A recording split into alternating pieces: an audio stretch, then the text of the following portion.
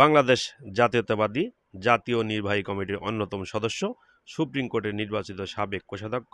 Barrister Rakib রূপচৌধুরীর হাতকে শক্তিশালী করার লক্ষ্যে 13 জুলাই রবিবার বিকেলে কুষ্টিয়া মিরপুর উপজেলা মশান বাজার বারুইপাড়া ইউনিয়ন কার্যালয়ে আলোচনা সভা ইউনিয়ন বিএনপির সাবেক সভাপতি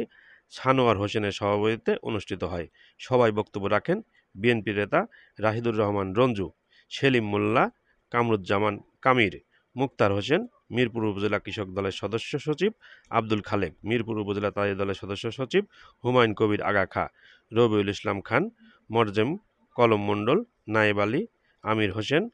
ইশতিয়াক আহমেদ, জেনারেল ইসলাম, একরামুল হক। উপস্থিত ছিলেন শ্রমিক দলের সভাপতি আব্দুল আলিম, সাধারণ সম্পাদক বাইজিদ আলী, তাঁতি দলের নেতা আব্দুল রাজ্জাক, ছাত্রদল নেতা Moshiur Rahman,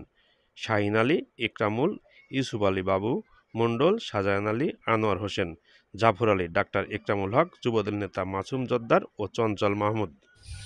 DS news 24, DS Tutul, Kushtia.